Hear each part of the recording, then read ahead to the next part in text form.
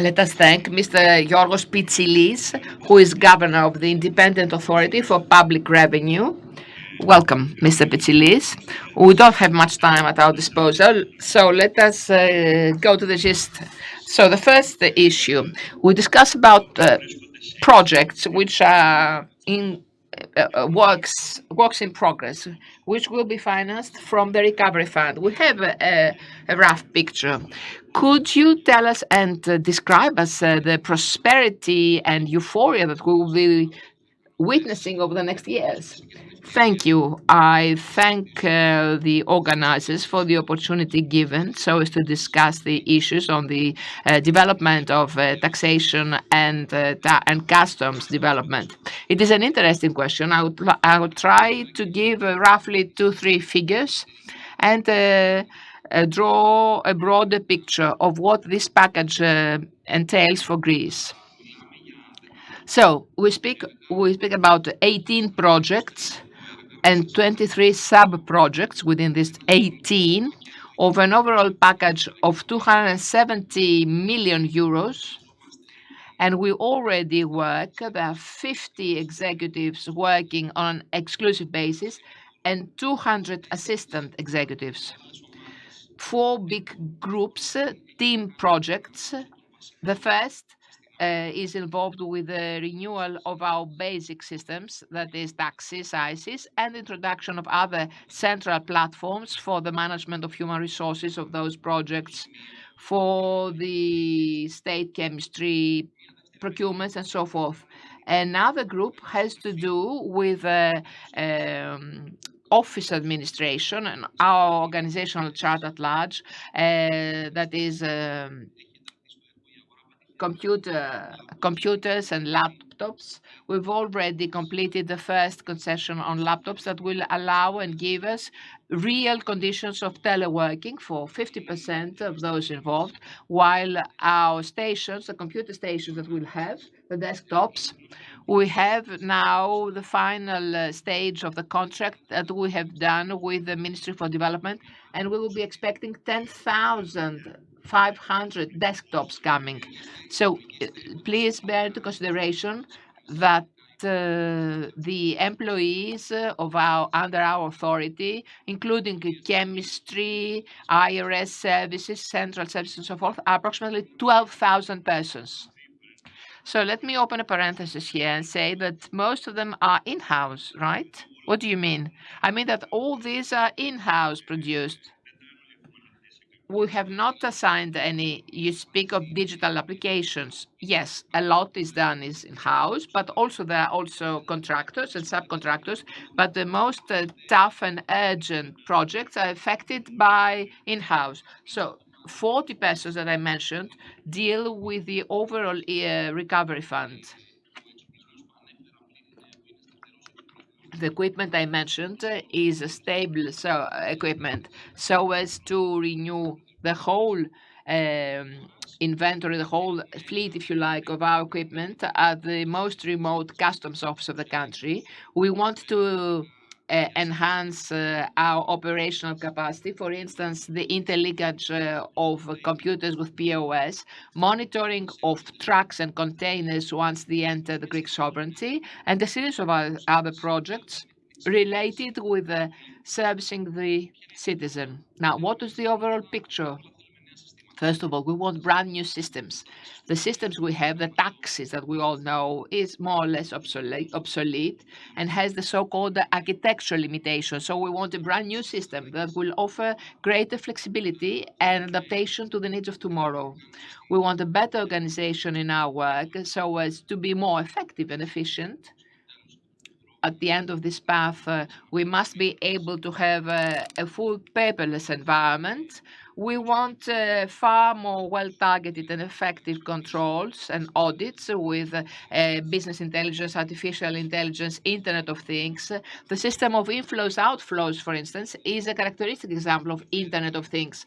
How one can start from the first rod feeding the pool to the final information we want. And we want, of course, a better servicing of the citizen to do away with the worldview and mentality that we still experience, unfortunately, that we do an application in order to apply and enforce a law and move this rationale, go to an application which is for the citizen, so as for the citizen to find it more useful and be more expedient.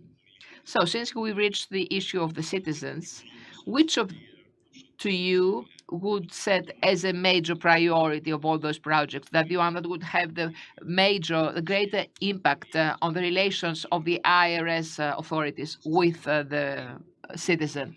I would say two different reasons. The first, I just said, is the so-called My Data. I consider that this is the most significant digital application that we run currently. It is structural. It ends at the end of the paper document. It will be a full-fledged digitization of the bookkeeping process, bookkeeping and auditing keeping. And then we move one step ahead, which is the completion of IRS revenues, the abolition of the lists of procurements, and a better knowledge, of course, of the market. And that will allow a better benchmarking, that is to know what one is to expect per sector, per category of business activity, so as to identify easier the divergence and without toiling companies with pointless audits. The second important is the new digital gate, My Ave. We put it in force 2 months ago. The picture we have is very encouraging. TaxisNet, as we knew it, is gradually withdrawn. Besides, it's of the 80s, if I'm not mistaken. No, it's not of the 80s, it's of the 90s.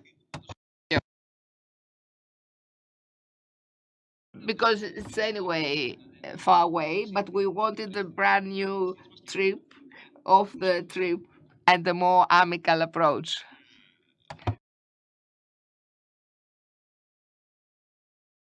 It is the renowned history of the abolition of the tax on legacies and parents passing over. How do you conclude so as to change generation if it's easy? Well, listen, it's too early to make such an overall evaluation. The first data shows that there is an increase in the transfers due to this law within 2021 in relation and comparison to 2020. You have to be expecting the end of the year because usually you're preparing something, a circular or something. Well, we're preparing two things. First of all, a circular that is to be issued on the new framework and currently collect all questions and queries from the market so as to give a general answer. And we also prepare digitization. What does this? The platform My Property has been operating from the beginning of 2021 for the sales of real estate. Now we will be integrating the same platform, also the donations and parental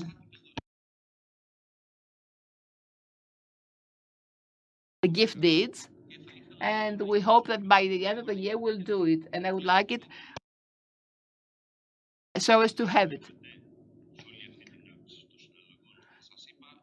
As I told you, it's too early to give you specific figures.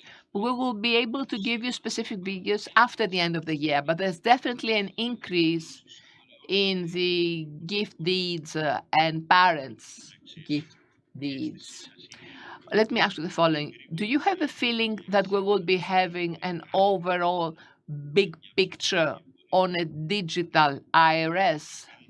Are we to expect it by the end of 2025, for instance, when the RRF will be extinct or earlier? Well, I would like to have to see things succeeded before that. Small victories, if you like.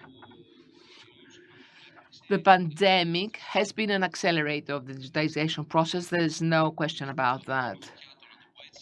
That is, there are a lot of things that landed on our plate, if you allow the expression, that we have to deal with. We dealt with successfully, I believe. My business support was important. So this left behind a positive legacy that we must capitalize upon and exploit. I would say that our vision is to be able to serve citizens from any point they currently are, and no matter where we are.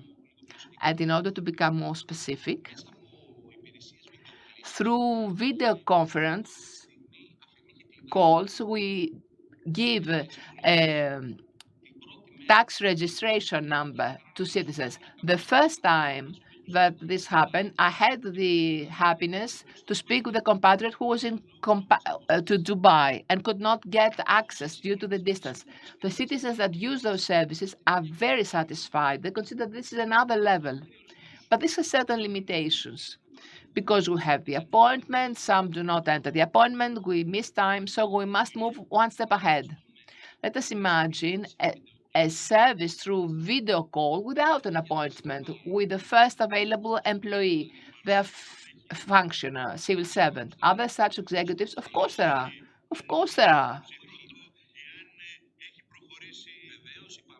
Of course there are such executives. The point is to build the appropriate infrastructure. And because I saw the dear friend, Demosthenis Anagностopoulos, amongst us here, the Secretary General of Information Systems of Public Administration, with whom we have an excellent cooperation.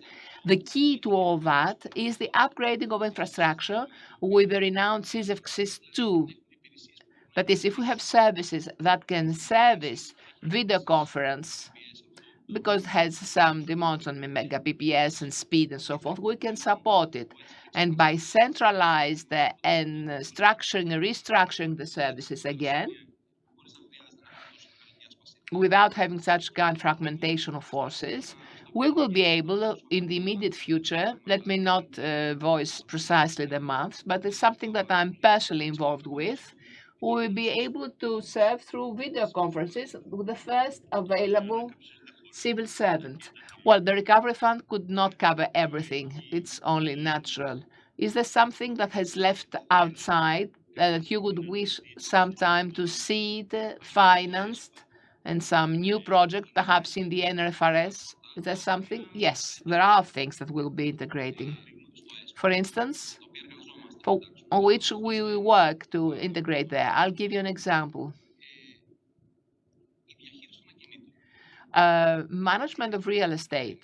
In what sense? Well, currently the databases we've got is epsilon 9, E9 in the IRS return citizens submit. We must see how we will be improving that through the so-called CAE, that is the cadastre numbers, and on this basis, we'll be linking any kind of use, own habitat, own residence, leased residence, and so forth. There are many limitations in our current basis, and unfortunately, we saw it in the framework of paying damages to the burnt areas following the wildfires. So the way we will be improving our database is one of the major projects to be integrated in the NSFR. Would you like to make a concluding remark, a concluding intervention, addressing the participants of this conference? Conclusory. Well, what can I say? I have to say that we are very systematic in our work so as to continuously and daily improve our services towards citizens and companies, trying to divide our time between the daily life, which is always extremely pressing, and planning, broader planning, strategic planning on the future steps. The results that come along, that will be coming along, give ground for optimism. We want, by the end of this course, to have established services without a cashier, one-stop shops without geographical limitations, regardless of the distances, at the level of servicing that